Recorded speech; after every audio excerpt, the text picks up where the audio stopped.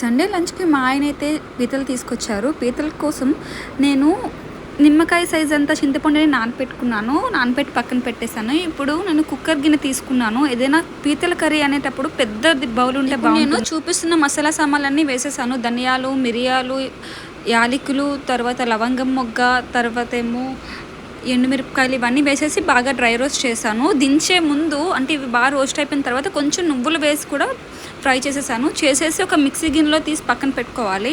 ఇప్పుడు పీతలు ఉన్నాయి కదా, వాటిని నేను సాల్ట్ అండ్ పసుపు వేసి బాగా క్లీన్ చేసుకున్నాను.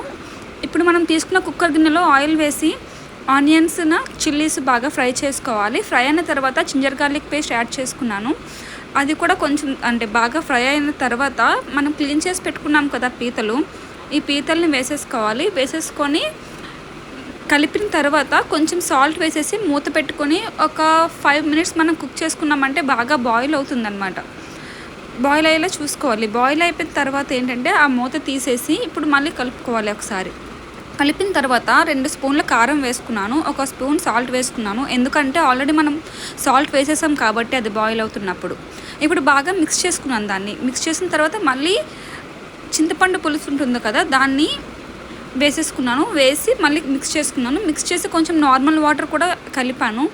కలిపిన తర్వాత బాగా మిక్స్ చేసి మూత పెట్టుకొని ఒక మళ్ళీ 5 to 10 మినిట్స్ అలాగే బాయిల్ అవనిచ్చాను. బాయిల్ అయిన తర్వాత మనం ముందుగానే మసాలా తీసుకున్నాం కదా, ఆ మసాలాని గ్రైండ్ చేసి ఆ పేస్ట్ని ఇందులో వేసేసుకోవాలి. వేసేసుకొని మళ్ళీ మిక్స్ చేసుకొని మళ్ళీ మూత క్లోజ్ చేసేసి కొంచెంసేపు బాయిల్ అవనిచ్చాను. ఇప్పుడు బాగా దగ్గరకు అవుతుంది. ఇప్పుడు ఏంటంటే ఆ క్యాప్ తీసేసి మనం బాయిల్ చేసేయడమే. పీతల కర్రీ రెడీ అయిపోయింది. మీరు కూడా ఎలా వచ్చిందో ట్రై చేసి సబ్స్క్రైబ్ చేయండి. Bye bye.